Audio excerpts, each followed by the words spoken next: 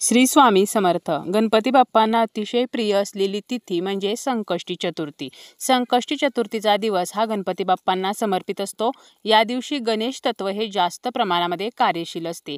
उद्या आलेली आहे संकष्टी चतुर्थी आणि बुधवार सुद्धा आलेला आहे.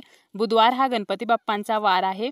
त्यामुळे उद्या संकष्टी चतुर्थीला एक वेळ उपवास नाही केला तरी चालेल, परंतु केळीच्या पानाचा उपाय अत्यंत प्रभावशाली असा हा उपाय आहे. तर हा उपाय आपण नक्कीच करू शकतो, ज्यामुळे आपले कर्ज जे आहे तर ते फिटेल, आर्थिक समस्या नष्ट होतील किंवा कोणतीही आणि कितीही कठीण इच्छा असेल तर ती पूर्ण होईल.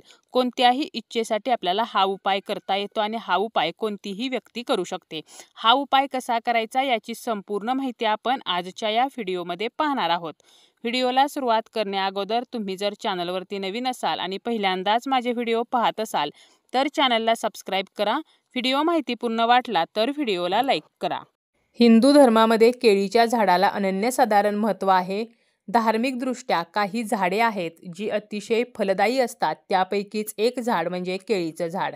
तसेच या सृष्टीचे पालनकर्ते श्रीहरी विष्णू यांना सुद्धा केळीचे झाड जे आहे तर ते अतिशय प्रिय आहे. केळीच्या पानावरती आपण जेवण केले तर याचे सुद्धा फायदे आहेत. तसेच केळीच्या झाडाची पूजा केल्याने सकारात्मक गोष्टी घडतात आणि अशा या केळीच्या पानाचा उपाय जो आहे तर तो आपल्याला करायचा आहे. गणपती बाप्पा जे आहेत तर ते आपल्या मनोकामना पूर्ण करत असतात. त्याचप्रमाणे प्रत्येक पूजेची सुरुवात ही गणेश पूजनाने केली जाते आणि म्हणून आपल्याला या दिवशी विष्णूंना प्रिय असलेल्या केळीच्या झाडाचं जे पान आहे तर त्याचा वापर करून आपल्याला हा उपाय जो आहे तर तो करायचा आहे, ज्यामुळे आपल्याला श्रीहरी विष्णूंचे सुद्धा आशीर्वाद प्राप्त होणार आहेत आणि त्यासोबतच गणपती बाप्पांचे आशीर्वाद सुद्धा प्राप्त होणार आहेत. या दिवशी आपल्याला सकाळी लवकर उठायचं आहे. त्यानंतर स्नान करायचं आहे.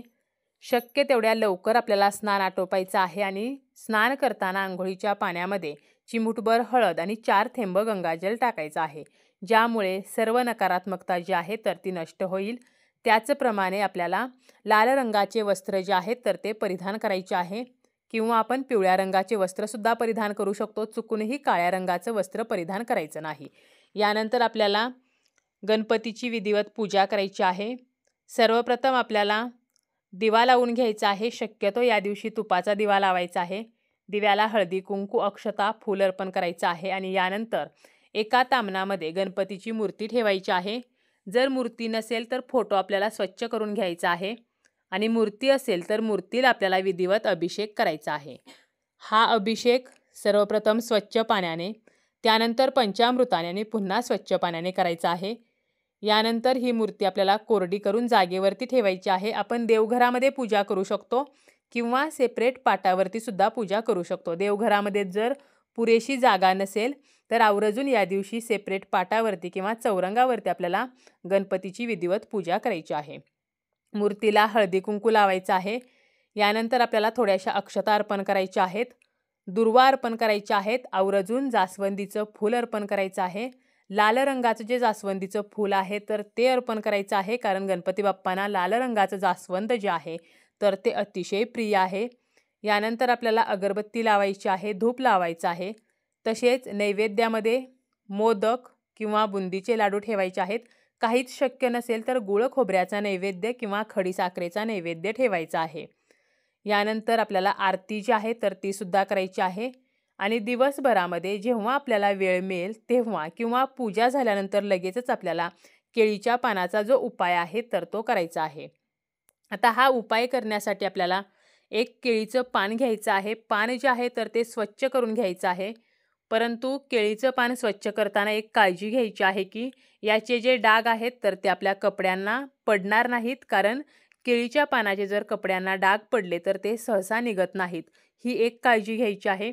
एक छोटंसं तामण घ्यायचं आहे आणि त्या तामणामध्ये बसेल त्या आकारामध्ये चौकोन आकृती किंवा वर्तुळ आकार असं आपल्याला हे केळीचं पान जे आहे तर ते कट करून घ्यायचं आहे आणि गणपती बाप्पांच्या मूर्तीसमोर आपल्याला हे जे तामण आहे तर ते ठेवायचं आहे किंवा एखादी छोटीशी आपण प्लेट घेतली तरी चालेल आणि केळीचं जे पान आहे तर ते आपल्याला त्या तामणामध्ये ठेवायचं आहे. यानंतर आपल्याला कुंकू घ्यायचं आहे. कुंकवामध्ये थोडंसं तूप घालायचं आहे आणि हे कुंकू जे आहे तर ते ओलं करून घ्यायचं आहे. जर आपल्याकडे तूप नसेल तर आपल्याला पाण्याच्या साह्याने हे कुंकू ओलं करून घ्यायचं आहे आणि आपल्याला त्या केळीच्या पानावरती बरोबर मध्यभागी या ओल्या कुंकवाचा त्रिकोण काढायचा आहे।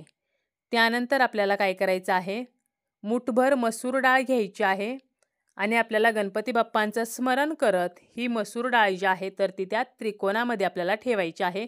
त्यानंतर 7 लाल वाळलेल्या मिरच्या घ्यायच्या आहेत। या मिरच्या अखंड आणि देठासह असाव्यात आणि या मसूर डाळीवरती त्या मिरच्या ज्या आहेत तर त्या ठेवायच्या आहेत। आणि यानंतर ओम गण गणपते नमः हा जो मंत्र आहे तर 11 माळी आपल्याला हा मंत्र म्हणायचा आहे।